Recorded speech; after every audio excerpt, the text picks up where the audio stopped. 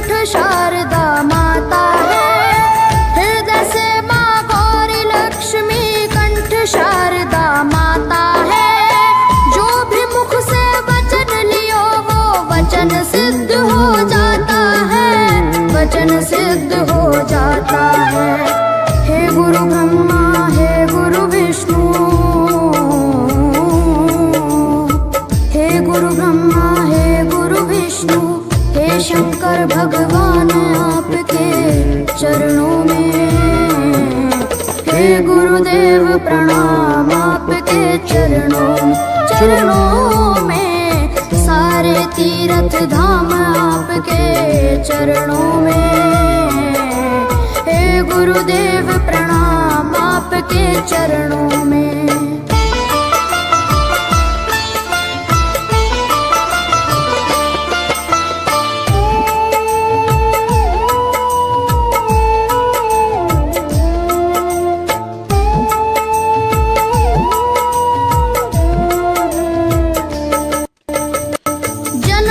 दाता मात पिता है, आप कर्म के दाता है। जन्म के दाता मात पिता है, आप कर्म के दाता है। आप मिलाते हैं ईश्वर से, आप ही भाग्य विधाता है, आप ही भाग्य विधाता है। दुखिया मन को रोगी तन को, दुखिया मन को रोगी तन को मिलता है आराम आपके चरणों में। हे गुरुदेव प्रणाम आपके चरणों में। चरणों में सारे तीर्थ धाम आपके चरणों में। हे गुरुदेव प्रणाम आपके चरणों में।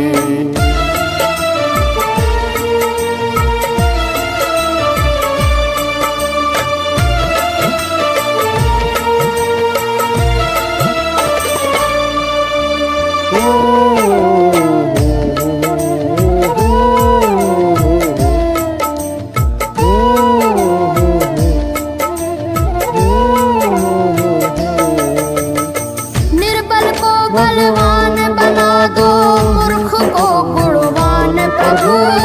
निर्बल को बलवान बना दो, मूर्ख को गुणवान प्रभु। देव कमल और बंसी को भी ज्ञान का दो वरदान प्रभु, ज्ञान का दो वरदान प्रभु। हे महाज्ञानी हे महाज्ञानी। Hello hello hello hello hello हाँ जी, वेरी गुड आफ्टरनून भाई, वेरी गुड आफ्टरनून जी। की हाल चाल है? वधिया हो सारे, तंदुरुस्त हो, फैमिली वधिया। चलो बहुत वधिया, बहुत वधिया जी। तीर्थ धाम आके चरणों में। हे गुरुदेव प्रणाम आपके चरणों में। करता करे कर सके, गुरु करे सब होए। सातों तीर्थ खंड में गुरु से बड़ा न कोई। चलो जी, वेरी गुड आफ्टरनून भाई, वेरी गुड आफ्टरनून जी। के हाल चाल है? वधिया हो सारे?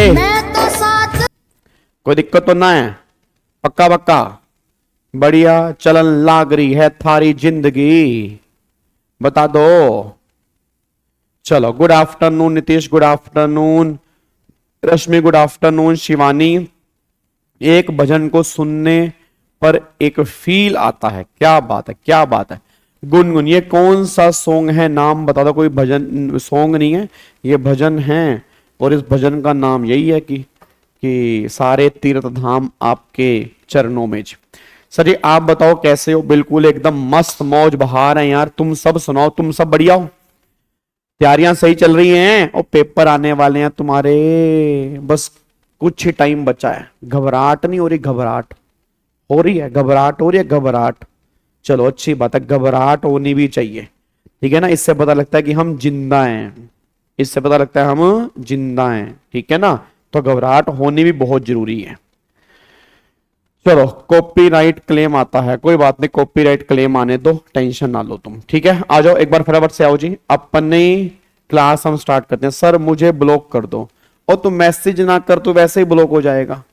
ले, बच्चा कह रहा है मुझे ब्लॉक कर दो, अब तो मैसेज नहीं करेगा तो वैसे ही ब्लॉक है, मैसेज करेगा तो फिर बात एक अलग है। चलो आ जाओ सारे के सारे बच्चे फटाफट से आओ जी। अब लास्ट क्लास में हमने, कल वाली क्लास में, रिवीजन क्लास में, कल हमने आरसीएम का चैप्टर स्टार्ट किया हुआ था, ठीक है। कल हमने आरसीएम का चैप्टर स्टार्ट किया हुआ था, और आरसीएम के अंदर कई सारी सर्विस हमने कल वाली क्लास में कंप्लीट कर ली थी।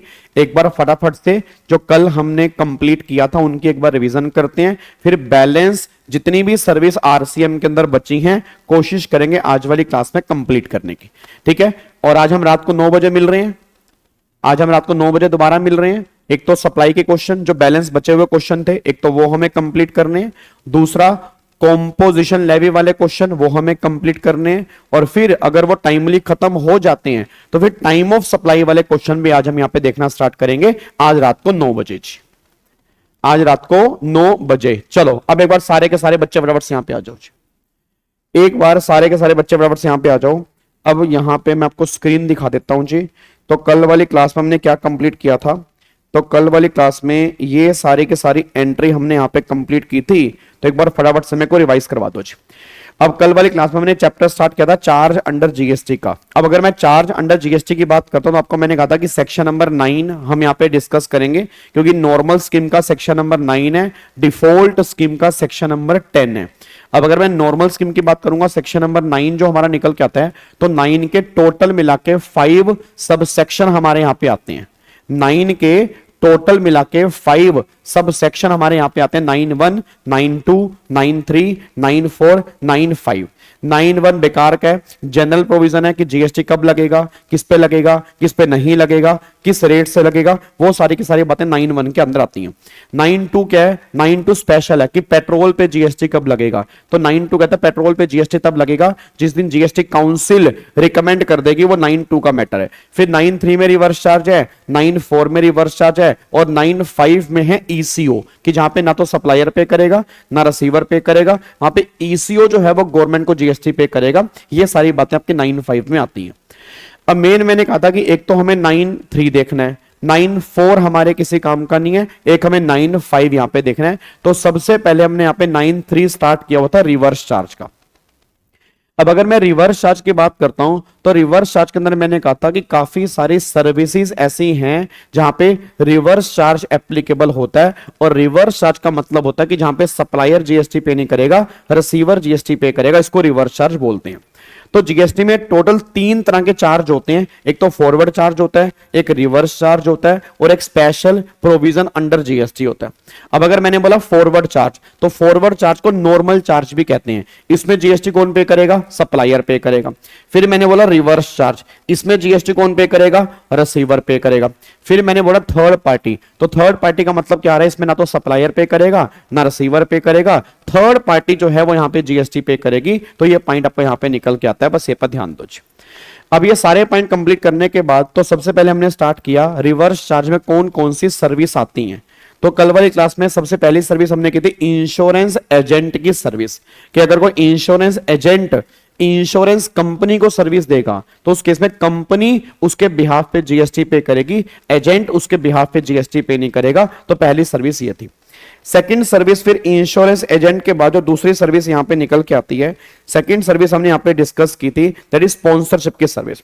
अब अगर मैं स्पॉन्सरशिप की बात करूंगा तो गवर्नमेंट ने कहा था स्पॉन्सरशिप की सर्विस पर आरसीएम लगता है, बट अगर मान लो स्पॉन्सरशिप की सर्विस जो प्रोवाइड करवाई जा रही है, अगर कुछ मैंने कहा था कि कुछ इवेंट हैं, अगर इन लोगों के द्वारा वो इवेंट ऑर्गेनाइज किए गए हैं तो उसमें अगर स्पॉन्सरशिप की सर्विस है तो वो सारी की सारी सर्विस एग्जम्प्ट है। इट मींस अगर सपोर्टिंग इवेंट ऑर्गेनाइज कर रहा है, कौन ऑर्गेनाइज कर रहा है, तो यहां पर पहले हमने पढ़ा national sports federation of India. अब अगर मान लो national sports federation of India है, ये कोई स्पोर्ट इवेंट ऑर्गेनाइज कर रहा है, इसमें स्पॉन्सरशिप की सर्विस है, गवर्नमेंट ने कहा वो एग्जम्प्ट है। ऐसे टोटल यहां पे लिस्ट दी हुई है, अगर आप इनमें स्पॉन्सरशिप की सर्विस दे रहे तो एग्जम्प्ट है, अदरवाइज स्पॉन्सरशिप की सर्विस टैक्सेबल है। बट स्पॉन्सरशिप की सर्विस पे आरसीएम तब लगेगा कि अगर आपने सर्विस दी हो बॉडी कॉर्पोरेट को दी हो, अगर आपने सर्विस दी हो फॉर्म को दी हो, अगर आपने सर्विस दी हो एलएलपी को दी हो उस केस में आरसीएम। अगर आपने स्पॉन्सरशिप की सर्विस किसी इंडिविजुअल को दी है उस केस में फॉरवर्ड चार्ज की बातें होंगी, उस केस में रिवर्स चार्ज की बातें नहीं होंगी। ये पॉइंट हमने यहां पे पढ़ा था जी।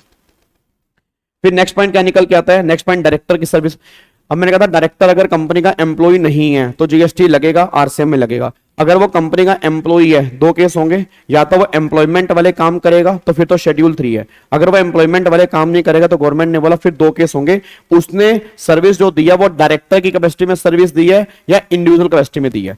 अगर उसने सर्विस डायरेक्टर की कैपेसिटी में दी है तो फिर उस केस में रिवर्स चार्ज लगेगा, और अगर उसने पर्सनल कैपेसिटी में सर्विस दी है उस केस में फॉरवर्ड चार्ज लगेगा। यह पॉइंट हमने यहां पे डिस्कस किया था। अगला फिर आ रहा है कॉपीराइट की सर्विस। अब कॉपीराइट की सर्विस में आपको मैंने कहा था आपका एक तो music composer to music company हो गया, फिर आर्टिस्ट वाला केस हो गया। इस केस में सामने वाली कंपनी जो है वो जीएसटी पे करेगी, म्यूजिक कंपोजर जीएसटी पे नहीं करेगा। फिर ऑथर टू पब्लिशर वाले केस में मैंने कहा था कि पहले यहां पे एक जमाने में आरसीएम हुआ करता था, बट गवर्नमेंट ने अब ऑथर टू पब्लिशर वाले केस में ऑप्शन दे दिया कि या तो आरसीएम या फॉरवर्ड चार्ज, जो तुम्हें सही लगता है उस बेस पे जीएसटी पे करना, बट अगेन डिक्लेरेशन भरनी पड़ेगी। अगर डिक्लेरेशन भर दोगे तो फॉरवर्ड चार्ज के अंदर भी जीएसटी पे कर दोगे। ये पॉइंट हमने यहां पे डिस्कस किया था। फिर अगला यहां पे आ रहा है renting of passenger motor vehicle. अब याद करो renting of passenger motor vehicle में दो रेट होते हैं जी। अब दो रेट कौन कौन से हैं, या तो 5% वाला होगा या 12% वाला होगा। 12% वाले केस के अंदर मैंने कहा था कि वहां पे आरसीएम नहीं लगेगा, ऑलवेज फॉरवर्ड चार्ज लगेगा। 5% के अंदर मैंने कहा था कि अगर सर्विस देने वाला बॉडी कॉर्पोरेट है और सर्विस लेने वाला नॉन बॉडी कॉर्पोरेट है उस केस में गवर्नमेंट ने बोला आरसीएम लगेगा। अगर सर्विस देने वाला अदर देन बॉडी कॉर्पोरेट है तो फिर वहां पे फॉरवर्ड चार्ज की बातें होंगी। ये पॉइंट हमने कल वाली क्लास में यहां पे डिस्कस किया था। ठीक है, उसके बाद फिर अगली सर्विस हमारी आती है बैंकिंग सेक्टर से रिलेटेड। अब 5 सर्विस ऐसी हैं जो बैंकिंग सेक्टर से रिलेटेड हैं। कौन कौन सी? पहला, रिकवरी एजेंट की सर्विस पे आरसीएम लगेगा। दूसरा, इंडिविजुअल डीएसए की सर्विस पे आरसीएम लगेगा। तीसरा, बिजनेस फैसिलिटेटर जो है अगर बैंक को सर्विस देगा उस केस में आरसीएम लगेगा। फिर अगर बिजनेस कोरस्पोंडेंट के एजेंट अगर बिजनेस कोरस्पोंडेंट को सर्विस दे रहे हैं उस केस में आरसीएम लगेगा। और अगर ओवरसीइंग कमेटी के मेंबर अगर रिजर्व बैंक ऑफ इंडिया को सर्विस देंगे उस केस में आरसीएम लगेगा। ये सारे के सारे सर्विस बैंकिंग सेक्टर से रिलेटेड थी जो कल वाली क्लास में हमने यहां पे कंप्लीट की थी। तो आई थिंक कल वाली क्लास में हमने यहां तक कंप्लीट किया था जी। सर 5% क्या है? 5% रेट है जीएसटी का जी। या तो 5% वाला ऑप्शन ले लो या 12% वाला ऑप्शन ले लो। अगर 12% वाला लोगे तो फॉरवर्ड चार्ज है, 5% वाला लोगे तो रिवर्स चार्ज है। 12% वाले केस में गवर्नमेंट कहती है आईटीसी आपको नहीं मिलेगा, सॉरी आईटीसी आपको मिल जाएगा। 5% वाले केस में आपको आईटीसी नहीं मिलेगा। ये सारी बातें यहां पे आती हैं जी। ठीक है, अब यहां पे आ जाओ। अब यहां पे देखो जी, अब अगली एंट्री जो है ना रेंटिंग की है। एक तो ये वाली रेंटिंग की एंट्री है, उसके बाद ये वाली एंट्री रेंटिंग की है, और इसमें अमेंडमेंट आई है। जितना ग्रीन से लिखा हुआ है ये सारा का सारा अमेंडेड पोर्शन है जी। ये सारा का सारा जो है ये रेंटिंग वाले केस में अमेंडेड पोर्शन है। अब यहां पे रेंटिंग की सर्विस है जी। अब इधर सुना ध्यान से, अगर मैं रेंटिंग की सर्विस की बात करूंगा तो 3 सर्विस रेंटिंग की हैं। एक तो ये वाली सर्विस आपकी रेंटिंग की है, एक ये वाली सर्विस है और एक ये वाली सर्विस है। इन तीनों को समझने की कोशिश करते हैं क्योंकि इस बार के एग्जाम में कंफर्म इसमें से क्वेश्चन बनेगा जी। मैं तुम्हारा पेपर लीक कर रहा हूं, आरसीएम का मैं बता रहा हूं, अभी बता रहा हूं। रेंटिंग वाले किसी एक पॉइंट में से क्वेश्चन बनेगा तो बहुत ध्यान से देखना कि कौन सी रेंटिंग किस में कवर हो रही है जी। फिर पेपर में गलती मत करना, बस ये पर ध्यान दो जी। अब रेंटिंग जो है वो 3 पॉइंट के अंदर आती है। एक तो 5A, फिर 5AA और फिर 5A बीच। ठीक है, 5A क्या बोलता है? 5A कहता है अगर central government, state government, union territory, local authority, railway ministry को छोड़कर अगर रेंटिंग ऑफ इमूवेबल प्रॉपर्टी की सर्विस दे रहे हैं रजिस्टर्ड पर्सन को, उस केस में क्या लगेगा? आरसीएम लगेगा। क्या बात मेरी समझ में आ रही है? तो सिंपल भाषा में क्या क्रक्स निकल के आ रहा है? सिंपल भाषा में अगर कोई central government, state government, local authority अगर रेंटिंग ऑफ इमूवेबल प्रॉपर्टी की सर्विस दे रहे हैं किसी रजिस्टर्ड पर्सन को तो गवर्नमेंट ने बोला आरसीएम है। मेरा पूरी तरह से क्वेश्चन है, क्या यहां पे कहीं पर भी लिखा है कि रेंटिंग किस पर्पस के लिए दी हो? मतलब अगर ये रेंटिंग की सर्विस मान लो रहने के लिए है तो भी सेम ट्रीटमेंट है। अगर ये रेंटिंग की सर्विस रहने के लिए नहीं है, कमर्शियल पर्पस के लिए, तो भी सेम ट्रीटमेंट है। क्योंकि अगर हम कायदे से पढ़ें उसने कहीं नहीं लिखा कि भाई साहब कहां मतलब कहां पे एग्जम्प्ट है और कहां पे फॉरवर्ड चार्ज है। बस वो ये कह रहा है अगर गवर्नमेंट रेंटिंग की सर्विस रजिस्टर्ड पर्सन को देगी तो आरसीएम है। मतलब सिंपल उसने ये बोला कि अगर गवर्नमेंट रेंटिंग की सर्विस अगर रजिस्टर्ड पर्सन को देगी उस केस में आरसीएम, बस उसने इतना बोला। अच्छा, अगर गवर्नमेंट रेंटिंग की सर्विस रजिस्टर्ड के अलावा किसी और को देगी, अन रजिस्टर को देगी, तो फिर गवर्नमेंट ने बोला फिर वहां पे फॉरवर्ड चार्ज की बातें होंगी, इस केस में आरसीएम लगेगा। बस ये पर ध्यान दो। क्या बात मेरे समझ में आ रही है? अच्छा, अब जब ये पॉइंट आया ना तो इसके साथ में ना एग्जामिशन भी है, इसके साथ में एग्जामिशन भी है, और एग्जामिशन की एंट्री है। उस एंट्री में ये बात लिखी हुई थी, renting of residential dwelling for use as residence is exempt. ये लिखा होता renting of residential dwelling for use as residence is exempt. It means अगर रहने वाला घर अगर रहने के लिए किराए पर दोगे तो एग्जम्प्ट है, अगर रहने वाला घर बिजनेस के लिए किराए पर दोगे तो गवर्नमेंट करी टैक्सेबल है। तो रहने वाला घर अगर आप रहने के लिए किराए पर दे रहे हैं तो गवर्नमेंट ने कहा एग्जम्प्ट है, और अगर रहने वाला घर अगर बिजनेस के लिए किराए पर देंगे तो वो टैक्सेबल है। अच्छा, अब एग्जाम्पशन में लिखा हुआ था renting of residential dwelling for use as residence is exempt. अब मुद्दा ये आ रहा है renting of residential dwelling exempt है, बट किसको? टू रजिस्टर्ड पर्सन या टू अनरजिस्टर्ड पर्सन? तो वहां पे गवर्नमेंट ने लिखा अगर आप दे रहे हैं अनरजिस्टर्ड पर्सन को, इट मींस अगर रहने वाला घर रहने के लिए किराए पर दे रहे हो अनरजिस्टर्ड पर्सन को तो एग्जम्प्ट है, बट अगर रहने वाला घर रहने के लिए किराए पर दे रहे हो रजिस्टर्ड पर्सन को तो गवर्नमेंट ने कहा वो टैक्सेबल है। अब टैक्सेबल है तो गवर्नमेंट ने बोला कि आपको टैक्स यहां पे देना पड़ेगा जी। अब यहां पे गवर्नमेंट कहती है एक बात बताओ कि मान लो मैं जीएसटी में रजिस्टर्ड पर्सन हूं और मैंने वो घर कहीं से किराए पर लिया और मैं किराया पे कर रहा हूं, मैं क्या कर रहा हूं? किराया पे कर रहा हूं, और मैं अपने पर्सनल यूज में लेके आ रहा हूं, इसको बिजनेस यूज में नहीं कर रहा, तो क्या मेरा रजिस्टर्ड होना इस केस में कोई जीएसटी लगना चाहिए? भाई एक बात बताओ, मैं रजिस्टर्ड हूं अपने बिजनेस की एक्टिविटी के लिए रजिस्टर्ड हूं, अब मैं अपने पर्सनल रहने के लिए घर ले रहा हूं, माना जीएसटी में रजिस्टर्ड हूं, बट रहने से छोड़ मतलब आप समझ रहे हो, मतलब मैं रजिस्टर्ड हूं, ये मेरे लिए बहुत बड़ा गुनाह हो गया, क्योंकि अगर मैं घर लूंगा तो टैक्सेबल है। तो फाइनली फिर एग्जाम्पशन के चैप्टर में एक अमेंडमेंट आई और एग्जाम्पशन में लिखा कि अगर रहने वाला घर रहने के लिए किराए पर दे रहे हो किसी रजिस्टर्ड पर्सन को तो भी एग्जाम्प्ट करेंगे, बट यहां पर भी कुछ कंडीशन है।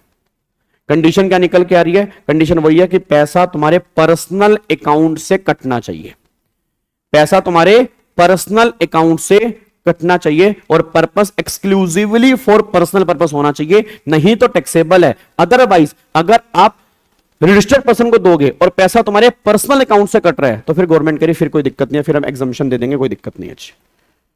तो यहां पे एग्जम्पशन वाली एंट्री भी आती है। अब यहां पे आरपी वाले केस में गवर्नमेंट आपको एग्जम्पशन दे सकती है, बट आपको देखना पड़ेगा कि वो आप पर्सनल अकाउंट से पेमेंट ना कर रहे हो, बिजनेस वाले अकाउंट से पेमेंट कर रहे हो, बस ये पर ध्यान दो। अब फिर अगली एंट्री आई। अब अगली एंट्री उसने बोली renting of residential dwelling any person to registered person. अब देखो उसने वही बात बोल दी, अगर आप रेजिडेंशियल ड्वेलिंग की रेंटिंग कर रहे हो किसी रजिस्टर्ड पर्सन को तो फिर गवर्नमेंट ने बोला वो टैक्सेबल है। अच्छा, अगर आप रेजिडेंशियल ड्वेलिंग की रेंटिंग कर रहे हो रजिस्टर्ड पर्सन को आप रेंटिंग की सर्विस दे रहे हो तो गवर्नमेंट ने बोला वो टैक्सेबल है। कौन जीएसटी पे करेगा? रजिस्टर्ड पर्सन पे करेगा। कौन जीएसटी पे करेगा? Registered person. अच्छा, अगर रेंटिंग ऑफ रेजिडेंशियल ड्वेलिंग है तो गवर्नमेंट ने बोला आरसीएम है। अब एक बार यहां पे आना, देखो यहां पे क्या लिखा है, देखो रेंटिंग ऑफ रेजिडेंशियल ड्वेलिंग, ध्यान से पढ़ना, renting of residential dwelling for use as residence for use as business purpose.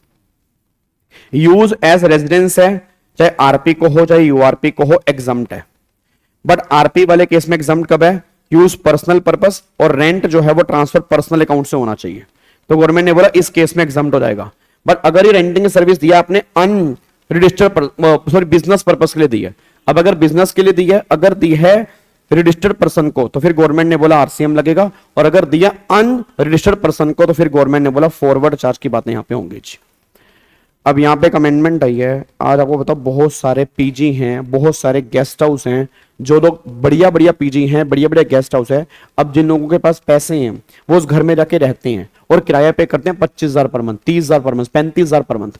अब गवर्नमेंट करी अगर आप किराया पे कर रहे हैं 20,000 पर मंथ से कम, 20,000 पर मंथ से कम या उसके बराबर, फिर गवर्नमेंट करी कोई दिक्कत नहीं, हमें एग्जम्प्ट कर देंगे क्योंकि तुम रहने में यूज कर रहे हो। बट अगर तुम्हारा किराया 20,000 पर मंथ से ज्यादा है, और सुनो अगली कंडीशन भी क्या है, accommodation this for less than 90 days, मतलब जिस घर में तुम रहे हो वो 90 दिन से भी कम रहे हो, एक तो 90 दिन से कम रहे और किराया भी जो है वो 20,000 से ऊपर है, फिर गवर्नमेंट ने कहा उसको एग्जम्पशन नहीं करेंगे, चाहे तुम रहने के पर्पस से यूज कर रहे हो बट उसको रहने का पर्पस नहीं मानेंगे जी।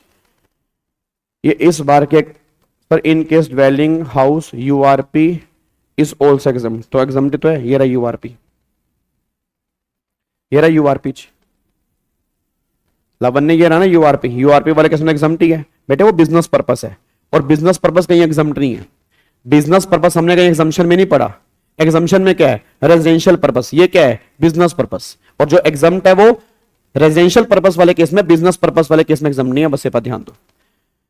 अब यहां पे देखो क्या लिखा है, कह रहे not exempt if accommodation service to student provide by hostel camp site guest house and like where rent is more than 20,000 per person per month and accommodation is less than 90 days, मतलब rent आपका 20,000 से ज्यादा हो और अगर तुम रहे हो 90 डेज से कम रहे हो, मतलब तुम परमानेंट टेनेंट नहीं हो, तो फिर तुम्हारे हाथ में एग्जम्पशन नहीं मिलेगी, तुम्हारे हाथ में टैक्सेबल है, बस ये पर ध्यान दो जी। ठीक है, अब यहां पे एक नई एंट्री आई जी, अब नई एंट्री क्या आई, renting of other than residential dwelling, तो क्वेश्चन आया अगर कमर्शियल ड्वेलिंग की रेंटिंग दी जा रही है उस केस में क्या होगा जी। देखो मैंने लिखा भी है, अगर कोई कमर्शियल प्रॉपर्टी है, अब अगर कोई कमर्शियल प्रॉपर्टी किराए पर दी जा रही है उस केस में क्या होगा भाई, अभी तक क्या था रेजिडेंशियल प्रॉपर्टी किराए पर थी, अब कौन सी प्रॉपर्टी किराए पर है, कमर्शियल प्रॉपर्टी किराए पर है, अब उस केस में रेजिडेंशियल प्रॉपर्टी की बात थी, इस केस में कमर्शियल प्रॉपर्टी की बात है, तो गवर्नमेंट ने कहा सुनो जी, अगर कमर्शियल प्रॉपर्टी किराए पर दी गई है, अगर दी गई है आरपी को, रजिस्टर्ड पर्सन को, ठीक है जी, तो आरपी और यूआरपी B2B और B2C फॉरवर्ड चार्ज लगेगा इन दोनों केस में। बट अगर यहां पे सर्विस दी जा रही है किसके द्वारा, एक यूआरपी के द्वारा, that is C2B transaction. C2B का मतलब क्या है, एक मान लो मैं हूं, मैं जीएसटी में रजिस्टर्ड नहीं हूं और मैं तुम्हें घर किराए पर दे रहा हूं, मैं तुम्हें घर किराए पर दे रहा हूं और मैं जीएसटी में रजिस्टर्ड हूं, बट गवर्नमेंट इस किराए पर जीएसटी लेना चाहती है, बट क्यों नहीं ले पा रही, मैं जीएसटी में अनरजिस्टर्ड हूं, तो गवर्नमेंट ने बोला अगर यूआरपी आरपी को सर्विस देगा उस केस में आरसीएम लगेगा, सामने वाला बंदा हमें जीएसटी पे करेगा चाहे ये जीएसटी पे ना करे जी। तो ये अमेंडमेंट इस बार आई है जो मुझे उम्मीद है कि वो तुम्हारे एग्जाम के अंदर ये अमेंडमेंट में से पूछ सकते हैं जी। और हां अगर C2C ट्रांजेक्शन है, यूआरपी टू यूआरपी है, फिर तो कोई दिक्कत वाली बात ही नहीं है, फिर वहां पे जीएसटी एप्लीकेबल नहीं होगा जी।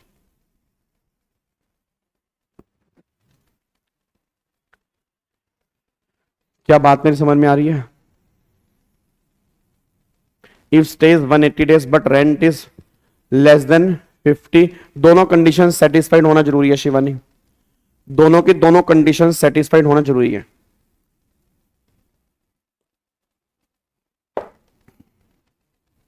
दोनों की दोनों कंडीशन जो है वो सेटिस्फाइड होना जरूरी है जी। ठीक है, आप सिंपल सी बात समझो, अगर कोई कमर्शियल प्रॉपर्टी किराए पर दी जा रही है, अगर कोई कमर्शियल प्रॉपर्टी किराए पर दी जा रही है तो गवर्नमेंट ने बोला अगर वो आरपी को दी जा रही है तो उस केस में, अगर वो आरपी को दी गई है तो फॉरवर्ड चार्ज है, अगर वो यूआरपी को दी गई है तो गवर्नमेंट ने बोला उसमें भी फॉरवर्ड चार्ज है, उसमें कोई दिक्कत वाली बात नहीं। बट अगर ये यूआरपी सर्विस दे रहा है किसको, आरपी को, यहां पे गवर्नमेंट ने आरसीएम लगाया और यहां पे यूआरपी वाले केस में गवर्नमेंट ने बोला कोई भी जीएसटी एप्लीकेबल नहीं है। तो मैं बता दूं रेंटिंग वाले केस में कंफर्म क्वेश्चन बनेगा ही बनेगा। आपको मैं एक बार यहां पे दिखा देता हूं, ये देखो ये इसका बेयर लॉ है, ये इसका ओरिजिनल लॉ है। देखो ओरिजिनल लॉ में क्या लिखा है, any unregistered person renting of any immovable property other than residential. अच्छा रेजिडेंशियल ड्वेलिंग क्यों बाहर निकाल दिया, क्योंकि रेजिडेंशियल ड्वेलिंग ऊपर कवर है, अब ये तो ऊपर कवर हो गया, तो यहां पे कौन सी ड्वेलिंग है, कमर्शियल ड्वेलिंग। इट मींस अगर कमर्शियल प्रॉपर्टी किराए पर दी है किसी अनरजिस्टर्ड ने रजिस्टर्ड को, तो उस केस में ये जीएसटी पे करेगा, ये जीएसटी पे नहीं करेगा, बस ये पर ध्यान दो। क्या बात मेरी समझ में आ रही है। और इसको अमेंडमेंट क्लास में हमने अमेंडमेंट क्लास के अंदर भी डिस्कस किया था, अगर किसी बच्चे ने अमेंडमेंट क्लास देखी है, बट ये अमेंडमेंट बता रहा हूं, इस बार की अमेंडमेंट है और रेंटिंग वाले केस में से क्वेश्चन कंफर्म बनने के चांसेस हैं, बस ये बात ध्यान देना चाहिए।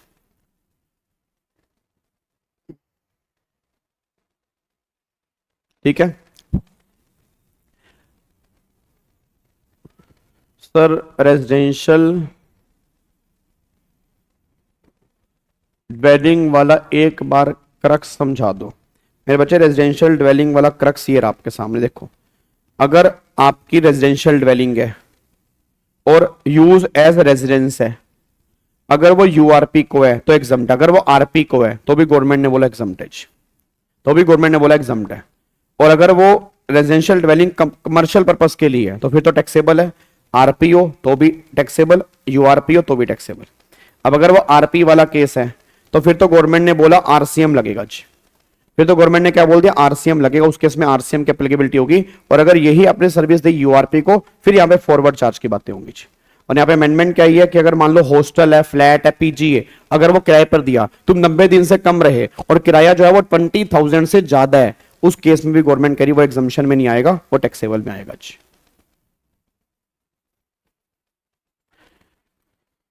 सर अगर जो वैल्यू है आपका 20,000 से कम है बट 100 डेज है तो हमारा एग्जम्प्ट होगा। यस, आपके डेज जो हैं वो 90 फॉर लेस देन 90 दिन है, लेस देन 90 दिन है। अगर 90 दिन से ऊपर है तो फिर गवर्नमेंट करी कोई दिक्कत वाली बात नहीं है, एग्जम्पशन वाली कैटेगरी में आ जाएगा जी। मतलब दोनों कंडीशन सेटिस्फाइड होना जरूरी है, अगर दोनों में से एक भी कंडीशन ब्रेक करोगे तो एग्जम्पशन वाली कैटेगरी में आ जाओगे, बस ये पर ध्यान दो जी। मंथली रेंट है, मंथली मंथली है जी, ईयरली रेंट नहीं है, मंथली रेंट की बात हो रही है, बस ये पर ध्यान देना। और अगर मैं इसका बेयर लो दिखाता हूं, ये इसका बेयर लो है, तो अगर किसी को बेयर लो देखना है तो ये 3 एंट्री आपकी बेयर लो की हैं, इसको भी यहां से पढ़ सकते हैं, तीनों के तीनों हमारी बेयर लो की हैं जी, बेयर एक्ट की एंट्री है। डन, क्या इसको लॉक कर सकते हैं? पक्का पक्का। चलो अब अगली सर्विस पे आओ जी। अब अगली सर्विस हमारी यहां पे आ रही है लैंडिंग ऑफ सिक्योरिटी। अब ये लैंडिंग ऑफ सिक्योरिटी का मतलब क्या है सर? अगर आपको बताओ, आज जो भी शेयर्स हैं, डिवेंचर्स हैं, आप इनको भी आगे लैंड कर सकते हो, इनको भी आगे किराए पर एक तरह से दे सकते हो। सर क्या ये लीगल है? बिल्कुल लीगल है, सेबी की वेबसाइट के थ्रू होता है, सेबी की अप्रूवल से होता है। तो गवर्नमेंट कहना चाह रही है कि अगर कोई लेंडर है, अगर वो बोरोवर को अपनी सिक्योरिटी लैंडिंग की सर्विस दे रहा है तो उस पर क्या मिलेगा? उसको पैसे मिलेंगे, तो उस पैसे पर जीएसटी ये बोरोवर पे करेगा, ये लेंडर जीएसटी पे नहीं करेगा, बस ये पर ध्यान दो। तो गवर्नमेंट सिंपल सी बात कह रही है कि अगर आप सेबी के थ्रू लैंडिंग ऑफ सिक्योरिटी की सर्विस दे रहे हो तो सामने वाले बंदे को फीस मिलेगी, उस फीस पे जो जीएसटी होगा वो जीएसटी बोरोवर पे करेगा, लेंडर पे नहीं करेगा, बस ये पर ध्यान देना चाहिए। I have a question is unregistered person and composition dealer is a registered person। तो कॉम्पोजिशन को रजिस्टर्ड ही मानते हैं, कॉम्पोजिशन को रजिस्टर्ड ही मानते हैं। सर मना कर रहे हैं, क्या मना कर रहे हैं? 20,000 से ज्यादा रेंट है और स्टे 90 डेज से ज्यादा है तो टैक्सेबल क्यों होगा जी? टैक्सेबल तब होगा जब 90 दिन से कम है, 90 दिन से कम हो और रेंट 20,000 से ऊपर हो जी। ठीक है, चलो अगले पॉइंट पर आओ जी। अब यहां पे हमारी अगली सर्विस जो है लो जी, तो सबसे पहले हमारी सर्विस यहां पे आ रही है लीगल सर्विस जी। अब मैं पहले क्लियर बोल दूं, जिसने हाथ जोड़ के रिक्वेस्ट है मेरी, जिसने भी एग्जम्पशन का चैप्टर लिंकिंग के साथ पढ़ रखा है आरसीएम की, उनके तो समझ में आने वाले हैं अगले पॉइंट, नहीं तो कुछ समझ में नहीं आने वाला, क्योंकि अगर आपने एग्जामिनेशन साथ में नहीं की हुई आप मुझे गाली निकाल के ही जाएंगे, बट कोई बात नहीं है, वो तुम्हारे दिल की सेटिस्फेक्शन है, बट तुम्हें समझ में कुछ नहीं आएगा अगर आपने एग्जामिनेशन वाला पॉइंट नहीं पढ़ा हुआ। क्योंकि अब जो अगली जितनी भी एंट्री हम करने जा रहे हैं वो सारी की सारी एग्जामिनेशन से इंटरलिंक है, बस ये पर ध्यान दो।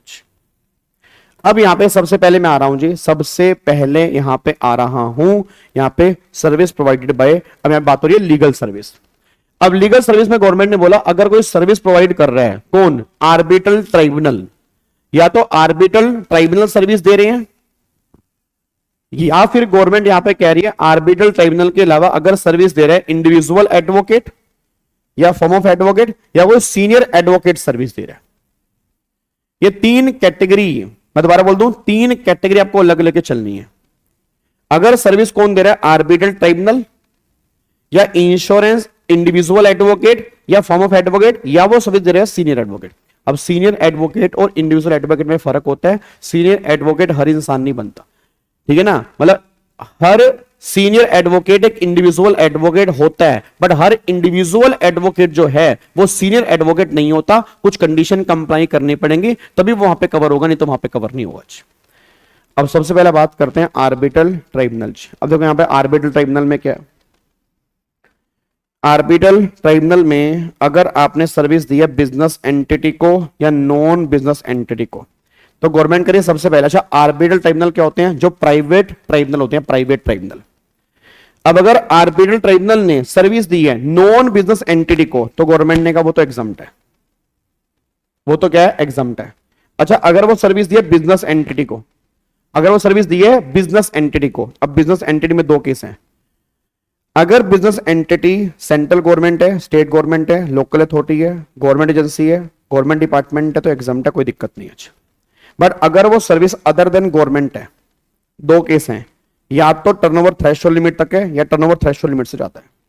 अब अगर टर्नओवर थ्रेशोल्ड लिमिट तक है तो एग्जम्प्ट है, अगर टर्नओवर थ्रेशोल्ड लिमिट से ऊपर है तो वो आरसीएम लगेगा, यहां पे आरसीएम लगेगा, बस ये पर ध्यान दो। तो क्रक्स से निकल क्या रहा है कि अगर आर्बिट्रल ट्राइब्यूनल की सर्विस, अगर आर्बिट्रल ट्राइब्यूनल की सर्विस बिजनेस एंटिटी को दी जा रही है जो अदर देन गवर्नमेंट है, उस केस में आरसीएम लगेगा, क्योंकि अगर वो गवर्नमेंट है उस केस में गवर्नमेंट ने कहा वो एग्जम्पशन है, एग्जम्पशन में कोई भी टैक्सेबिलिटी नहीं होगी, बस ये पर ध्यान दो।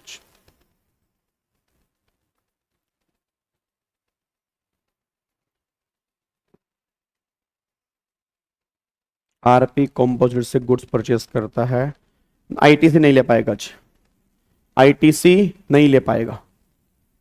थ्रेशोल्ड लिमिट क्या है? थ्रेशोल्ड लिमिट वही आपकी 10 लाख, 20 लाख और 40 लाख है जी। जो आपकी रजिस्ट्रेशन के थ्रेशोल्ड लिमिट है ना, ये उसी की बात कर रहे हैं जी। जो आपकी रजिस्ट्रेशन की थ्रेशोल्ड लिमिट है ना, ये उसी की बात कर रहे हैं, जो आपकी 10 लाख, 20 लाख और 40 लाख है। और तुम सब जानते हो सर्विस वाले केस में लिमिट जो है वो 20 लाख है, और आर्बिट्रल ट्राइब्यूनल सर्विस की बात हो रही है, तो सर्विस की जो लिमिट है वो 20 लाख है, गुड्स वाले केस में 40 लाख है, स्पेशल कैटेगरी स्टेट में कुछ केस में 10 लाख रुपए की है।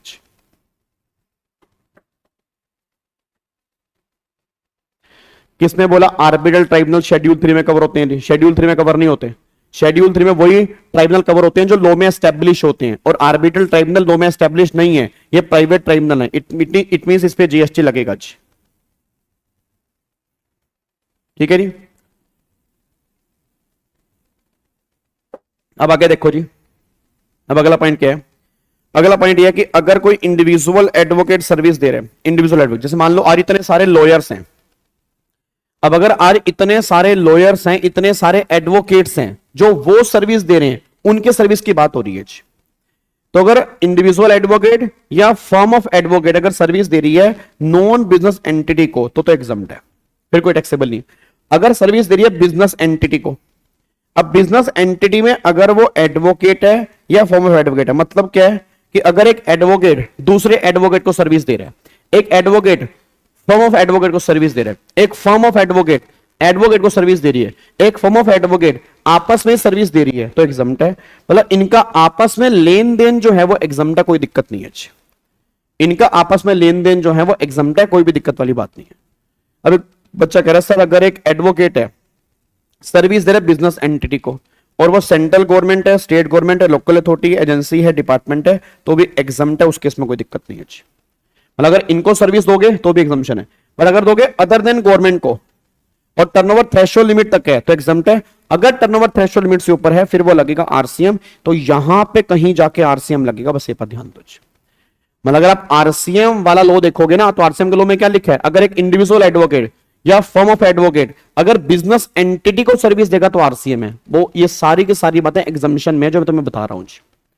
और इसने एग्जम्पशन नहीं पढ़ा उसके दिमाग से ऊपर जा रहा होगा, क्योंकि सर एग्जामिनेशन बहुत इंपॉर्टेंट टॉपिक है आरसीएम के साथ। और देखो आरसीएम करने में कम से कम हमारे रेगुलर बैच में नाना करते भी 12 घंटे से ऊपर ही लगता है, 10 से 12 घंटे कम से कम लगते हैं, बट अभी हमें 2 घंटे में खत्म करना है, ठीक है ना। अभी अगर मैं 12 घंटे लगाऊंगा ना, सारे बच्चे गायब हो जाएंगे, सर हमें रिवीजन करनी है, हमें रेगुलर बैच का मतलब नहीं है, ठीक है ना। तो रिवीजन के पर्पस से ध्यान देना, रिवीजन के पर्पस से तो मैं बता रहा हूं कि अगर एडवोकेट बिजनेस एंटिटी को सर्विस देगा और टर्नओवर थ्रेशोल्ड लिमिट से ज्यादा है, उस केस में आरसीएम लगेगा, बस ये पर ध्यान दो।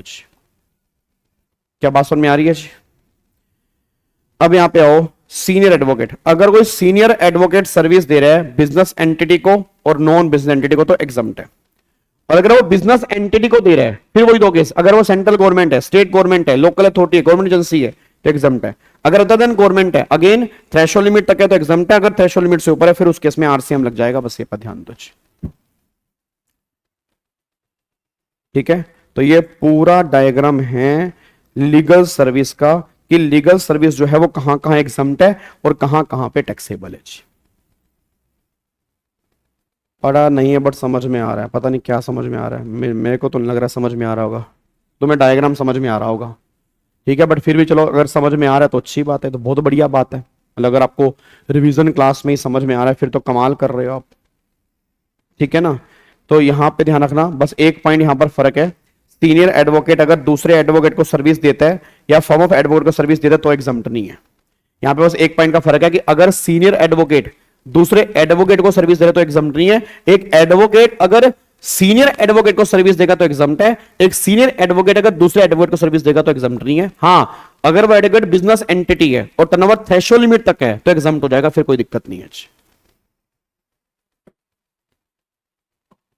डन? क्या बात मेरी समझ में आ रही है? तो ये हमारी सर्विस यहां पे आ रही है लीगल सर्विस। डन जी? चलो अब यहां पे अगले पॉइंट के ऊपर आओ। अब अगला पॉइंट देखो, नेक्स्ट पॉइंट हमारा है गवर्नमेंट की सर्विस। अब यहां पे आ रही है गवर्नमेंट की सर्विस की गवर्नमेंट की सर्विस का ट्रीटमेंट क्या होगा। अरे गवर्नमेंट भी बहुत सारी सर्विस देती है। अच्छा, आप मुझे कुछ सर्विस का नाम लेके बताएंगे कि सर्विस कौन कौन सी होती है? सर आर्बिट्रल ट्राइब्यूनल देगी एडवोकेट को, एग्जम्प्ट नहीं है। एग्जम्प्ट नहीं है। कुछ गवर्नमेंट सर्विस का नाम लेके बताओ, कुछ गवर्नमेंट सर्विस का नाम लेके बताओ कि गवर्नमेंट हमें कौन कौन सर्विस देती है। गवर्नमेंट हमें कौन कौन सी सर्विस देती है, कुछ नाम लेके बताओ जी। ड्राइविंग लाइसेंस हो गया, वीजा की सर्विस हो गया, टेलीकम्युनिकेशन की सर्विस हो गया, अपना इलेक्ट्रिसिटी की सर्विस हो गया, वाटर सर्विस, वाटर सप्लाई की सर्विस हो गया। तो दुनिया जहान की सर्विस है जो गवर्नमेंट हमें देती है।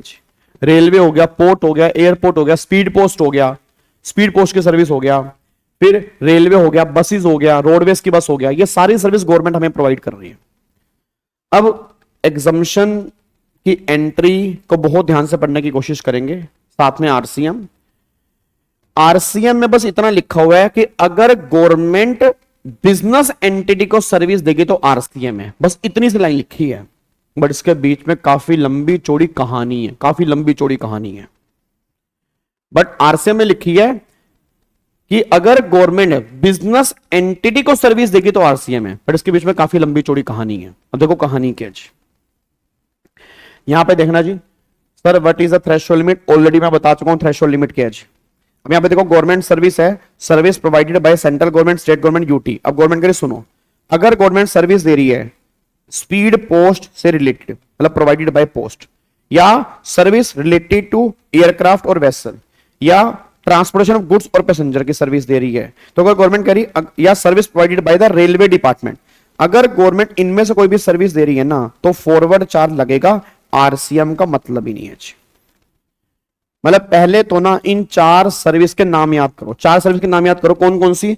एक तो स्पीड पोस्ट की सर्विस, वेसल और एयरक्राफ्ट की सर्विस, पैसेंजर की ट्रांसपोर्टेशन वाली सर्विस और रेलवे डिपार्टमेंट की सर्विस। ये चार सर्विस के नाम याद कर लो कि अगर गवर्नमेंट इन चारों सर्विस में से कोई भी सर्विस दे रही है, किसी को भी दे रही है, अगर जीएसटी लगेगा तो फॉरवर्ड चार्ज से लगेगा, आरसीएम से नहीं लगेगा। तो पहला पॉइंट तो ये क्लियर हो गया कि अगर मान लो गवर्नमेंट इन चारों में से कोई भी सर्विस देगी तो फॉरवर्ड चार्ज की बातें होंगी, रिवर्स चार्ज की बातें नहीं होंगी। ठीक है, अगले पॉइंट पर आओ। फिर अगर गवर्नमेंट अदर सर्विस दे रही है, अदर मतलब बैंकिंग हो गया, रेंटिंग ऑफ इमूवेबल प्रॉपर्टी की सर्विस हो गया, वीजा हो गया, ड्राइविंग लाइसेंस हो गया, तो बहुत सारी सर्विस है जो गवर्नमेंट हमें इसके अलावा देती है। अब देखो जी, अगर ये सर्विस दी जा रही है नॉन बिजनेस एंटिटी को तो एग्जम्प्ट ही है। अगर सर्विस दे रहे हैं नॉन बिजनेस एंटिटी को तो एग्जम्प्ट है।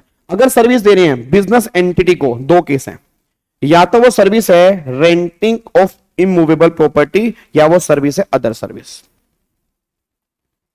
या तो वो सर्विस है गवर्नमेंट ने जो दी है रेंटिंग वाली दी है, या वो अदर सर्विस दी है।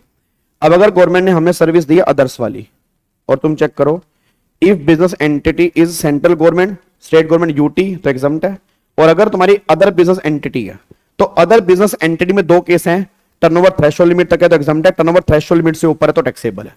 पर अगर टर्नओवर थ्रेशोल्ड लिमिट से ऊपर है वो भी तब टैक्सेबल है। अगर कंसीडरेशन जो है जो चार्ज किया जा रहा है 5000 तक है तो एग्जम्प्ट है। अगर उस सर्विस का कंसीडरेशन 5000 से ज्यादा है तो फिर गवर्नमेंट के लिए आरसीएम लगेगा। बस ये पर ध्यान दो।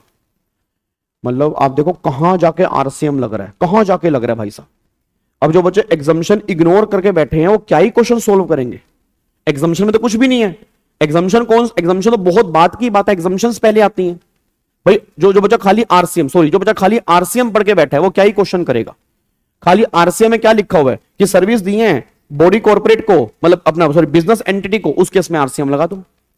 उसके बीच में एग्जामिशन की काफी लंबी चौड़ी कहानी है कि ये सारी सर्विस एग्जम्प्ट है, उसके बाद जो बचेगा वो टैक्सेबल होगा और आरसीएम में टैक्सेबल होगा।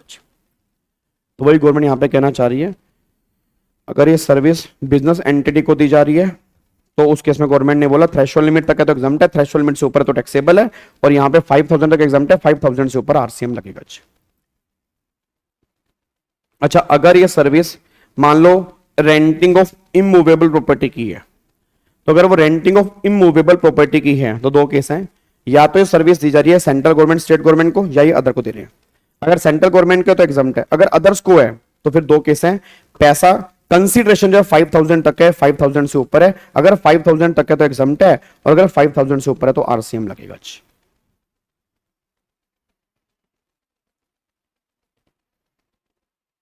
क्या बात मेरी समझ में आ रही है? अब एक काम करो, बहुत ध्यान से इस डायग्राम को एक बार दोबारा देखो, क्योंकि मुझे पता नहीं ऐसा क्यों लग रहा है इसमें से इस बार क्वेश्चन बनेगा जी। एक बार इस डायग्राम को बहुत ध्यान से, बहुत शिद्दत से दोबारा देखो यहां पे क्या लिखा हुआ है। एक बार सारे बच्चे बहुत ध्यान से पढ़ेंगे, बिल्कुल शांत दिमाग से।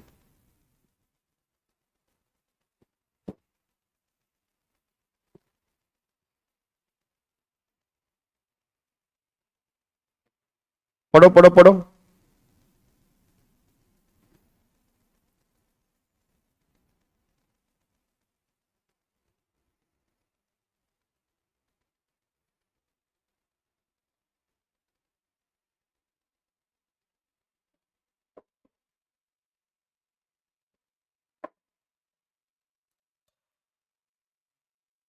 हाँ जी, बोलिए बोलिए जनाब, बोलिए बोलिए।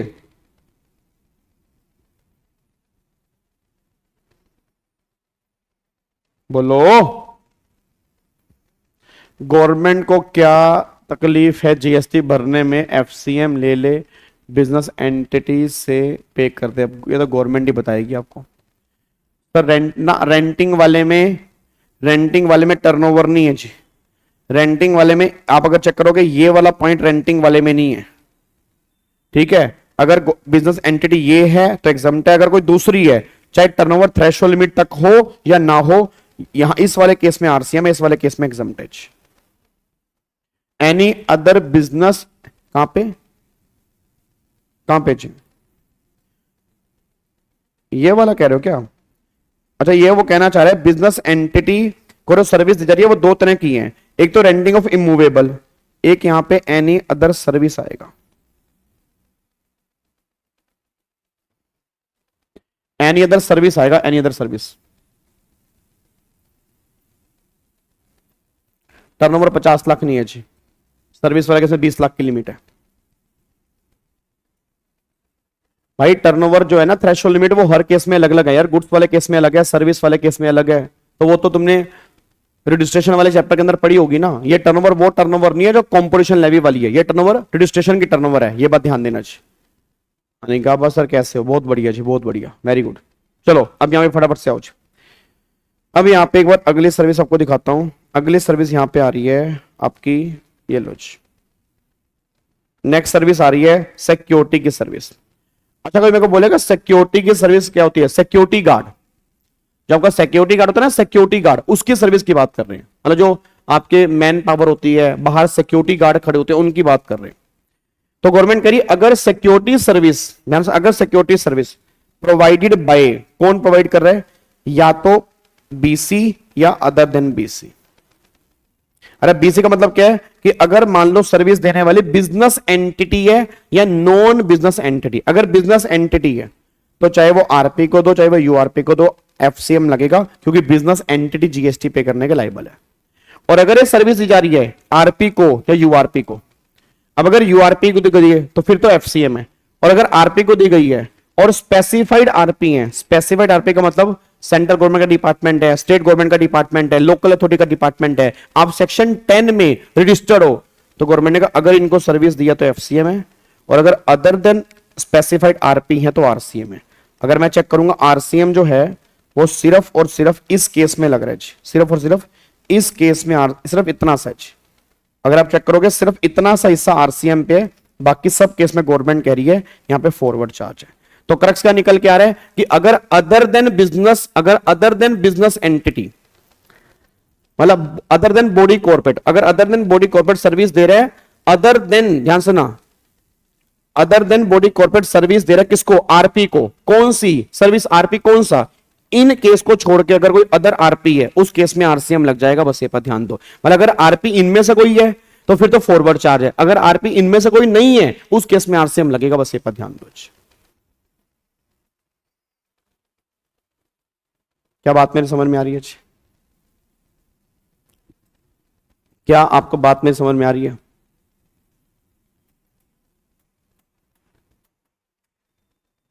डन जी, ठीक है। तो ये पॉइंट्स आपको ना ध्यान रखने पड़ेंगे, ये इसीलिए मैंने चार्ट बुक आपको दी है, चार्ट बुक में डायग्राम बना के आपको दी है ताकि आपके लिए इजी हो जाए। अगर आप पूरे बड़े बड़े पैराग्राफ पढ़ोगे ना तो मैं समझ में नहीं आएगा बिल्कुल भी। तो ये पूरे क्रक्स डायग्राम बना के दिए कि कहां पे एफसीएम है और कहां पे आरसीएम है, और अगर ये डायग्राम तुम 2-3 बार पढ़ लोगे तो ऑटोमेटिकली तुम्हें समझ में आ जाएगा। क्या बात मेरी समझ में आ रही है? ठीक है ना। अब यहां पे देखो जी, अब एक हमारी फिर यहां पे आती है ट्रांसपोर्टेशन की सर्विस, सबसे लंबी चौड़ी सर्विस। ठीक है, अब देखो यहां पे जी, अब देखो यहां पे ट्रांसपोर्टेशन की सर्विस है। अब यहां पे ट्रांसपोर्टेशन की सर्विस में क्या क्या गवर्नमेंट कहना चाह रही है भाई साहब, इधर देखो ध्यान से। अब ट्रांसपोर्टेशन की सर्विस में गवर्नमेंट क्या कर रही है, पहले बताओ ट्रांसपोर्टेशन किस किस मोड से हो सकता है, बताओ जी। ट्रांसपोर्टेशन जो है वो किस किस मोड से हो सकता है, तो ट्रांसपोर्टेशन बाय रोड भी हो सकता है, ट्रांसपोर्टेशन बाय रेल भी हो सकता है, ट्रांसपोर्टेशन बाय वाटर रूट से भी हो सकता है, और ट्रांसपोर्टेशन बाय एयर भी हो सकता है। अब सारे बच्चे कान खोल के सुन लें कि आरसीएम ट्रांसपोर्टेशन की सर्विस पे सिर्फ तब लगेगा अगर ट्रांसपोर्टेशन बाय रोड है। अगर ट्रांसपोर्टेशन बाय रोड है तभी आरसीएम लगाना, बाय रेल वाले केस में नहीं है, बाय वेसल वाले केस में नहीं है, बाय एयर वाले केस में नहीं है, किसी भी केस में आरसीएम नहीं है। उन सब केस में अगर जीएसटी लग रहा है तो फॉरवर्ड चार्ज में लग रहा है, नहीं तो आरसीएम तो नहीं है। RCM only in the case of transportation by road, road वाले केस में आरसीएम लगेगा, नहीं तो किसी भी केस में नहीं लगेगा। अब देखो यहां पे जी, बाय एयर वाले केस में फॉरवर्ड चार्ज है। अगर बाय वाटर है और इनलैंड वाटरवेज हैं, इनलैंड वाटरवेज क्या होते हैं, जो हमारे इंडिया के अंदर नदियां हैं, उस नदियों के थ्रू अगर ट्रांसपोर्टेशन हो रही है तो गवर्नमेंट ने एग्जम्प्ट है। और बाय वेसल है तो स्पेसिफाइड गुड्स की ट्रांसपोर्टेशन है या नॉन स्पेसिफाइड गुड्स की ट्रांसपोर्टेशन है। अब अगर तुम्हारा सामान जा रहा है वेसल से और वो स्पेसिफाइड गुड्स है, स्पेसिफाइड गुड्स का मतलब है ए मंडे को डेट पर चले, ए मंडे को डेट पर चले, मतलब ये नीचे लिखा हुआ है agriculture produce, milk, salt, food grains, organic manure, newspaper magazine, defence और मिलिट्री इक्विपमेंट और क्लेमिटीज रिलीफ मटेरियल। इट मींस अगर इन गुड्स की ट्रांसपोर्टेशन हो रही है बाय वेसल के थ्रू तो एग्जम्प्ट है, और अगर इसके अलावा किसी गुड्स की ट्रांसपोर्टेशन हो रही है तो टैक्सेबल है, और फॉरवर्ड चार्ज में टैक्सेबल है, उस केस में आरसीएम का मतलब नहीं है। फिर बाय रेल वाले केस में हो, अब अगर बाय रेल हो रही है स्पेसिफाइड गुड्स की ट्रांसपोर्टेशन, स्पेसिफाइड गुड्स कौन से हैं, ये वाले, अगर इन गुड्स की ट्रांसपोर्टेशन है तो एग्जम्प्ट है, इनको छोड़ के अदर गुड्स हैं तो फॉरवर्ड चार्ज लगेगा, बस ये पर ध्यान दो। फिर क्या लगेगा, फॉरवर्ड चार्ज 200 नॉटिकल माइल, अरे वो तो पानी इंडिया की डेफिनेशन में था नालायक, यहां पे कहां से आ गया। अब यहां पे आओ, अब यहां पे ध्यान रखना, अगर बाय रोड लेके जा रहे हो, ध्यान सुनना, अगर बाय रोड ट्रांसपोर्टेशन हो रही है तो बाय रोड में या तो जीटीए के थ्रू हो रही है या कोरियर एजेंसी के थ्रू हो रही है या अदर हो रही है, मतलब बस से हो रही है, बाइक से हो रही है, रिक्शा से हो रही है, तो गवर्नमेंट ने कहा अगर अदर रूट है तो एग्जम्प्ट है। और अगर मान लो कोरियर के थ्रू तो गवर्नमेंट ने कहा फॉरवर्ड चार्ज है। बट अगर जीटीए के थ्रू हो रही है, जीटीए मतलब जितने बड़े बड़े ट्रक वाले हैं, जो ये ट्रक वाले सामान लेके जा रहे हैं, इस केस में आरसीएम लग सकता है। बट हर केस में लगेगा, कब लगेगा? अगर ये ट्रांसपोर्टेशन हो रही है स्पेसिफाइड गुड्स की, मतलब ये ट्रक वाले इनमें से कोई गुड्स लेके जा रहे हैं, तो गवर्नमेंट ने बोला एग्जम्प्ट है। मतलब अगर कोई ट्रक वाला है गुड्स की ट्रांसपोर्टेशन की सर्विस दे रहा है और कोई इनमें से गुड्स की ट्रांसपोर्टेशन है, फिर तो गवर्नमेंट ने बोला सारा एग्जम्प्ट है। अब अगर अदर गुड्स की ट्रांसपोर्टेशन है, मतलब ट्रांसपोर्टेशन जो हो रही है अदर गुड्स की हो रही है, वो इन गुड्स की नहीं हो रही, तो दो केस हैं। यहां पर भी दो ऑप्शन है, या तो 12% वाला ऑप्शन ले लो या 5% वाला ले लो जी। अगर आपने 12% वाले जीएसटी का ऑप्शन लिया 12% वाले का, तो गवर्नमेंट ने बोला फॉरवर्ड चार्ज है, उस केस में आरसीएम भूल जाओ, उस केस में आरसीएम का मतलब ही नहीं है। और अगर आपने 5% वाला ऑप्शन लिया तो आपको आईटीसी नहीं मिलेगा। बट यहां पे अब ये सर्विस दी है या तो यूआरपी को या आरपी को। अब गवर्नमेंट ने कहा अगर आपने आरपी को सर्विस दी है तो आरसीएम लगेगा subject to condition, subject to exemption देखनी पड़ेगी। और अगर आपने सर्विस दी है यूआरपी को, तो या तो स्पेसिफाइड यूआरपी है या अदर देन स्पेसिफाइड यूआरपी है। अब स्पेसिफाइड यूआरपी में कौन कौन हो गया? फैक्ट्री, मान लो जीटीए ने सर्विस दी फैक्ट्री को, सोसाइटी को, कोऑपरेटिव सोसाइटी को, पार्टनरशिप फर्म को, एओपी को। इट मींस अगर इनमें से किसी को सर्विस दी है, चाहे ये अनरजिस्टर्ड भी हैं, तो भी गवर्नमेंट ने बोला आरसीएम लगेगा। इनको रजिस्ट्रेशन करवाना कंपलसरी है, बस ये पर ध्यान दो। बट हां, इसको छोड़ के अगर कोई अनरजिस्टर्ड है या कोई अनरजिस्टर्ड कैजुअल टैक्सेबल पर्सन है, उस केस में गवर्नमेंट ने बोला एग्जम्प्ट है, हम कोई भी जीएसटी एप्लीकेबल नहीं करेंगे जी।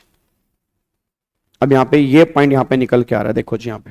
अच्छा, अब यहां पे एक बात बताना, अब तुमने थोड़ा बहुत अगर पहले पढ़ा हो आरसीएम, मैं उम्मीद कर रहा हूं सबने पहले पढ़ा होगा, पहली बार तो नहीं पढ़ रहे, क्योंकि अगर पहली बार पढ़ रहे हो तो समझ में कुछ नहीं आने वाला, ठीक है ना? क्योंकि मैं तुम्हें पहले खुद ही बता रहा हूं, पहली बार पढ़ रहे हो समझ में नहीं आने वाला, क्योंकि हाँ समझ में तब आ जाएगा अगर मैं खाली आरसीएम पढ़ाऊंगा। बट खाली आरसीएम पेपर में आता नहीं है, आरसीएम के साथ में एग्जम्पशन भी इंटरलिंकिंग आती है, तो इसलिए दोनों चैप्टर एक साथ चलते हैं। तो अकॉर्डिंगली यहां पे डायग्राम बने हुए हैं। अब मुझे नहीं पता आपने थोड़ा बहुत पहले पढ़ा है नहीं पढ़ा, अगर आपने थोड़ा बहुत पहले पढ़ा है तो आपको मैं याद करवा देता हूं जी। जीटीए वाले केस में पहले हमेशा रिवर्स चार्ज था, अब यहां पर भी गवर्नमेंट ने ऑप्शन दे दिया फॉरवर्ड चार्ज का। मतलब गवर्नमेंट कह रही है वैसे तो जीटीए वाले केस में रिवर्स चार्ज है, बट अगर जीटीए यहां पे चाहता है फॉरवर्ड चार्ज में जीएसटी पे करना, तो फॉरवर्ड चार्ज के अंदर जीएसटी पे कर सकता है। अगेन यहां पर भी डिक्लेरेशन फाइल करनी पड़ेगी।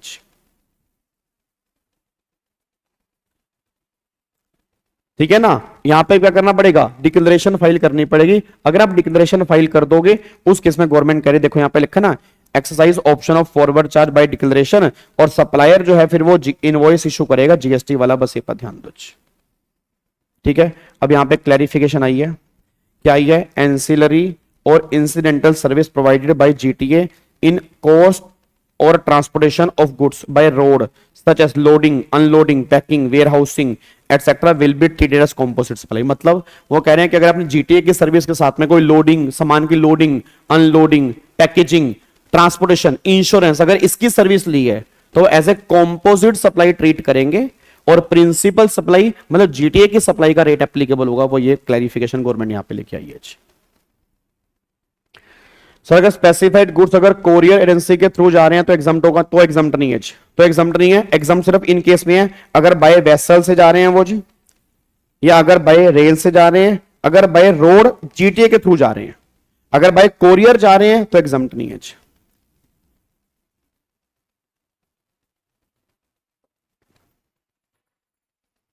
जीटीए वाले केस में एग्जम्प्ट है जी। क्या बात में समझ में आ रही है जी? तो ये पॉइंट हमारा यहां पे निकल के आता है इस केस में जी। डन? हाँ, तो हर्षित एक बार दोबारा से पढ़ना पड़ेगा मेरे बच्चे। एक बार आपको आरसीएम, जिनको नहीं समझ में आ रहा, एक बार आपको आरसीएम दोबारा से पढ़ना पड़ेगा, या एग्जम्पशन का चैप्टर पढ़ना पड़ेगा, क्योंकि बिना एग्जम्पशन के आरसीएम पढ़ने का फायदा ही नहीं है। क्लियर है? अच्छा, अब यहां पे सुनो, अब एक पॉइंट हमारा यहां पर है सेक्शन नंबर 9(5), ये लो जी, ये रहा हमारा 9(5), यहां पे आ जाओ। अब ये 9(5) जो है वो ईसीओ है, 9(5) जो है वो ईसीओ है। अच्छा, ईसीओ का मतलब क्या होता है? ईसीओ मतलब होता है third party. Sir URP, sir ये जो यूआरपी वो तो यूआरपी है, वो तो करवाएगा ना रजिस्ट्रेशन, वो करवाएगा ना रजिस्ट्रेशन। तभी तो गवर्नमेंट ने बोला कि अगर ये लोग हैं, अगर ये लोग यूआरपी भी हैं तो भी इनको जीएसटी पे करना पड़ेगा। अगर आपने रजिस्ट्रेशन वाला चैप्टर ध्यान से पढ़ा हो तो वहां पर स्पेसिफिकली सेक्शन 24 में लिखा हुआ है कि जो आरसीएम में जीएसटी पे करता है रजिस्ट्रेशन करवाना कंपलसरी होता है, तो इनको करवाना पड़ेगा रजिस्ट्रेशन कंपलसरी, ये बात ध्यान देना चाहिए।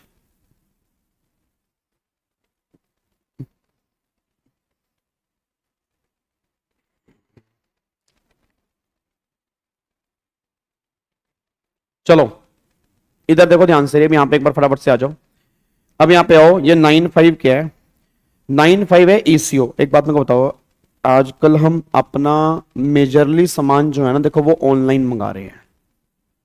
अब मेजरली सामान हमारा ऑनलाइन आ रहा है जी।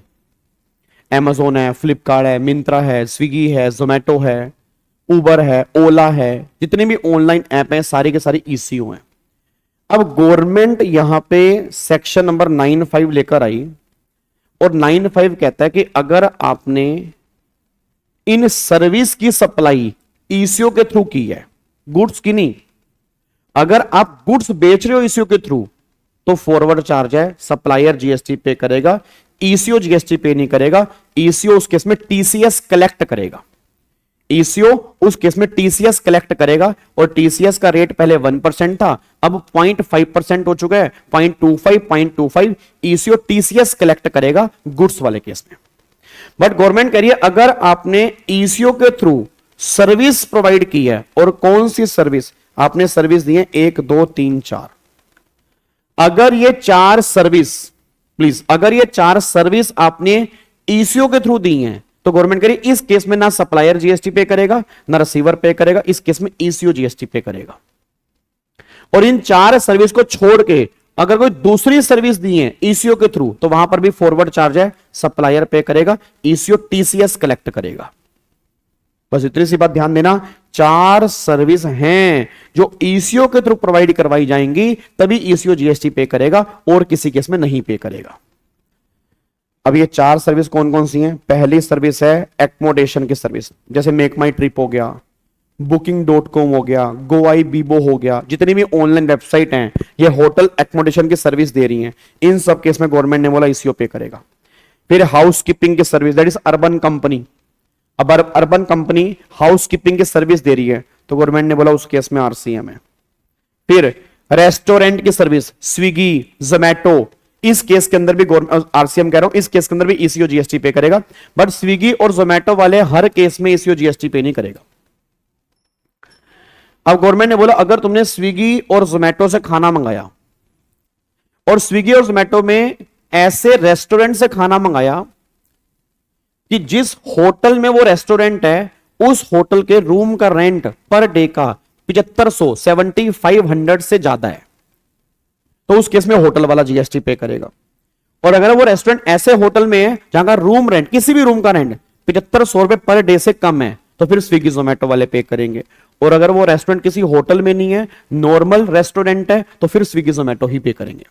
मतलब गवर्नमेंट ये बात कहना चाह रही है वो रेस्टोरेंट ऐसे होटल में ना हो जिस होटल के किसी भी रूम का रेंट 7500 पर डे से ज्यादा हो। अगर ऐसा है तो होटल वाला पे करेगा, नहीं तो फिर स्विगी जोमैटो वाला पे करेगा। देखो यहां पे क्या लिखा है, room rent is up to 7500 per day तो ईसीओ लायबल है, और अगर room rent more than 7500 per day है तो सप्लायर जो है वो जीएसटी पे करने के लायबल है। वो ये बात कहना चाह रहे हैं। और फिर आ रहा है पैसेंजर की ट्रांसपोर्टेशन की सर्विस। अब 2 केस हैं, या तो पैसेंजर की ट्रांसपोर्टेशन की सर्विस ओमनी बस के थ्रू होती है या अदर व्हीकल से होती है। अब अगर अदर व्हीकल से होती है, अदर व्हीकल मतलब जैसे ओला है, ओला कैब हो गया, उबर कैब हो गया, रैपिडो हो गया, तो उस केस में सप्लायर तुम्हारा कोई भी हो, चाहे कंपनी हो चाहे नॉन कंपनी हो, ईसीओ ही जीएसटी पे करने के लायबल है। बट अगर ओमनी बस की बात करूंगा, ओमनी बस समझ गए, वो किडनैपिंग वैन नहीं होती, वैन जो होती है किडनैपिंग वैन, तो गवर्नमेंट ने बोला अगर ये सर्विस देने वाला सप्लायर अगर कंपनी है तो फिर तो सप्लायर जीएसटी पे करने के लायबल है, और अगर सप्लायर कंपनी नहीं है तो फिर ईसीओ जो है वो जीएसटी पे करने के लायबल है। बस ये पर ध्यान दीजिए। तो आपको ओमनी बस वाले केस में देखना है, अगर सप्लायर तुम्हारा बड़ा है, मतलब सप्लायर कंपनी है, तो फिर सप्लायर पे करेगा, ईसीओ पे नहीं करेगा। और अगर सप्लायर कंपनी नहीं है उस केस में फिर ईसीओ जो है वो जीएसटी पे करेगा, बस ये पर ध्यान देना चाहिए। ये पॉइंट आपका यहां पे निकल के आ रहा है। तो ये पॉइंट आपका 9.5 है पूरा का पूरा। इन 4 सर्विस में गवर्नमेंट कह रही है ईसीओ जीएसटी पे करेगा, बाकी सब केस में सप्लायर नॉर्मल चार्ज में पे करेगा, बट इन 4 केस में लाइबिलिटी जो शिफ्ट होगी वो ईसीओ के ऊपर होगी, बस ये पर ध्यान देना चाहिए। ठीक है, ये पॉइंट निकल के आ रहा है। क्लियर है? अच्छा, अब ये क्लैरिफिकेशन जो है इसी से रिलेटेड है। ये क्लैरिफिकेशन जो है इसी से रिलेटेड है, रेस्टोरेंट सर्विस से रिलेटेड है। इसको एक बार आप रीड कर सकते हो। इसको वैसे मैंने अमेंडमेंट क्लास के अंदर भी करवाया था, इसको आप एक बार रीड भी कर सकते हो। एग्जाम के लिए इतनी इंपॉर्टेंट नहीं है, एक बार आप सिंपल रीडिंग लोगे तो भी आपको समझ में आ जाएंगे। ठीक है, तो ये पूरा का पूरा पॉइंट यहां पे निकल के आता है। 2-3 बार पढ़ोगे तब जाके आपको समझ में आएगा। और इसके हम क्वेश्चंस भी करेंगे रात को 9 बजे। जब आरसीएम वाले क्वेश्चन करेंगे तो आरसीएम वाले क्वेश्चन की प्रैक्टिस कर लेना, उससे तुम्हारा आरसीएम दोबारा से और अच्छे से हो जाएगा। आज समझ में आ रही है ना? क्योंकि जब हम क्वेश्चंस की प्रैक्टिस करेंगे ना तब दिमाग हमारा और बढ़िया से चलेगा। तो जब जैसे होपफुली कल या परसों वाली क्लास में आरसीएम के क्वेश्चन करेंगे, तो मैं आरसीएम वाले क्वेश्चन कराऊंगा तो ऑब्वियस बात आपको फिर समझ में आ जाएगा जी। एग्जामिनेशन के रिवीजन भी करेंगे जी। टीसीएस वाला क्या है? टीसीएस वाला ये है जहां पे ईसीओ जीएसटी पे करने के लायबल नहीं होता, वहां पे ईसीओ टीसीएस कलेक्ट करता है। जैसे मान लो गुड्स वाले केस में ईसीओ जीएसटी पे नहीं करता। इन 4 सर्विस को छोड़ के अगर कोई दूसरी सर्विस दी जा रही है ईसीओ जीएसटी पे नहीं करता, बट ईसीओ क्या करता है, जब पेमेंट आती है सामने वाली पार्टी से उसका 1% टीसीएस कलेक्ट करके वो पे करता है गवर्नमेंट को। तो ईसीओ टीसीएस कलेक्ट करेगा या जीएसटी पे करेगा। जीएसटी वो 4 सर्विस वाले केस में पे करेगा, बाकी सब केस में ईसीओ टीसीएस कलेक्ट करेगा जी। नहीं, उसमें कोई पैसेंजर की लिमिट नहीं है जी। ठीक है, एग्जामिनेशन बिल्कुल लास्ट में कराएंगे जी। नहीं, मैराथन नहीं, अलग अलग ही कराऊंगा जी। मैराथन में क्या होता है, वो 4-4 5-5 घंटे की मैराथन होती है। अब चैप्टर थोड़े से ही बचे हैं, अब गिने चुने चैप्टर बचे हैं। अब आपका देखो नेक्स्ट क्लास में हम करेंगे, कल वाली क्लास में आपको एक बार देखते हैं चैप्टर हमारे कौन कौन से रिवीजन के बचे हैं, एक बार देख लेते हैं जी।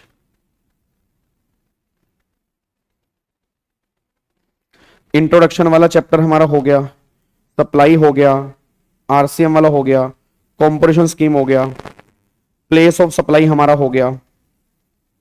ठीक है, उसके बाद एग्जम्पशन अंडर जीएसटी ये हमारा बचा है। टाइम ऑफ सप्लाई वाला चैप्टर, टाइम ऑफ सप्लाई वाला हमने कर लिया। टाइम ऑफ सप्लाई वाला चैप्टर हमने किया नहीं किया, अभी कर लिया ना। टाइम ऑफ सप्लाई वाला भी हो गया, वैल्यू ऑफ सप्लाई भी हो गया, आईटीसी वाला भी कर चुके हैं हम। रजिस्ट्रेशन हमारा बचा है, टैक्स इनवॉइस वाला चैप्टर हो गया, अकाउंट्स एंड रिकॉर्ड्स बचा है, टीडीएस टीसीएस बचा है, ई वे बिल वाला चैप्टर हमारा हो गया, पेमेंट ऑफ जीएसटी हो गया, रिटर्न हमारा बचा है। ठीक है ना? तो अब ऐसा करते हैं, अब कल वाली क्लास में हम जो चैप्टर करेंगे, 2 छोटे छोटे चैप्टर खत्म करवा दूंगा कल मैं। अकाउंट्स एंड रिकॉर्ड्स वाला खत्म करवा दूंगा और टीडीएस और टीसीएस वाला खत्म करवा दूंगा कल। ये 2 चैप्टर छोटे छोटे, इसको हम पैक कर देंगे। कल हमारी 17 तारीख है, 17 तारीख है। फिर 18 तारीख को हम चैप्टर करेंगे रिटर्न वाला, 18 तारीख को हम चैप्टर करेंगे रिटर्न वाला। फिर 19 तारीख को हम चैप्टर करेंगे 19 और 20। फिर रजिस्ट्रेशन जो होगा वो 2 दिन चलेगा, तो 19 और 20 हम करेंगे रजिस्ट्रेशन वाला। ठीक है, फिर 21 तारीख को हम चैप्टर करेंगे एग्जामिनेशन का, तो 21 और 22 तारीख को होपफुली हम जीएसटी की रिवीजन पैक कर देंगे जी।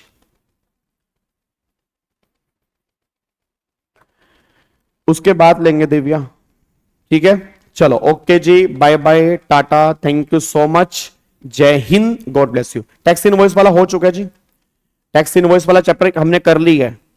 टैक्स इनवॉइस वाला चैप्टर हम रिवाइज कर चुके हैं। आई थिंक मेरे ख्याल से हमने स्टार्टिंग में किया था, एक बार अगर आप चेक करोगे तो आपको दिख जाएगा जी टैक्स इनवॉइस वाला चैप्टर।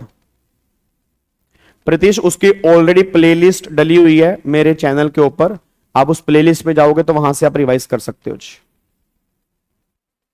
टाइम ऑफ सप्लाई हो चुका है, टाइम ऑफ सप्लाई का चैप्टर हम रिवाइज कर चुके हैं जी। ठीक है, चलो bye bye, take care, god bless you, love you all, bye bye ji.